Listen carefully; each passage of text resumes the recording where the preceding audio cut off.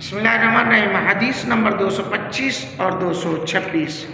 نماز کا آغاز کس سے کیا جائے؟ نماز کے آغاز میں کیا پڑھنا چاہیے؟ حضرات گرامی قدر،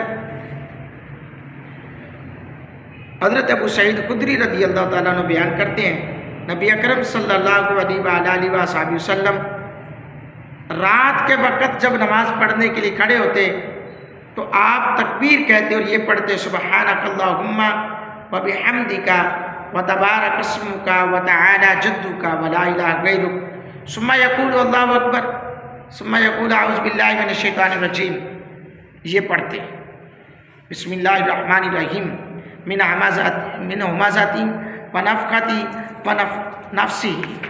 یعنی ترجمہ ہے کہ میں پاکی بیان کرتے ہیں اللہ کے نبی، تو پاک ہے اللہ، حمد تیرے لیے ہے، تیرا نام برکت والا ہے، تیری بزرگی عظیم تر ہے، تیرے علاوہ اور کوئی معبود نہیں۔ پھر آپ یہ پڑھتے اللہ تعالیٰ سب سے بڑا ہے، وہ بڑائی والا ہے۔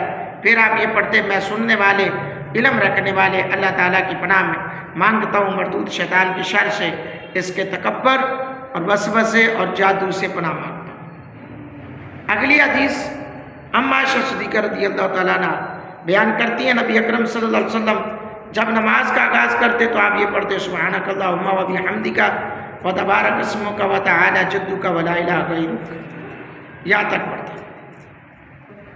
تکبیر تحریمہ کے بعد اور آغاز تلاوت سے قبل ثنا پڑھنا، اس کے حوالے سے فقہاء کرام کی اپنی اپنی رائے ہے۔ جمہور ائمہ فقہ کے نزدیک تکبیر تحریمہ اور قرات کے درمیان ذکر مسنون ہے۔ احناف کے نزدیک ذکر سے مراد ثنا ہے۔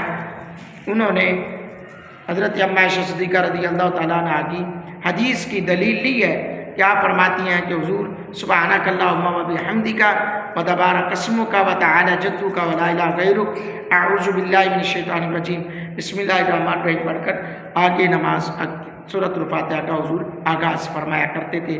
اللہ والرسول عالم بالصواب، اللہ میرا اور آپ کا حامی و ناصر ہو، آمین ثم آمین۔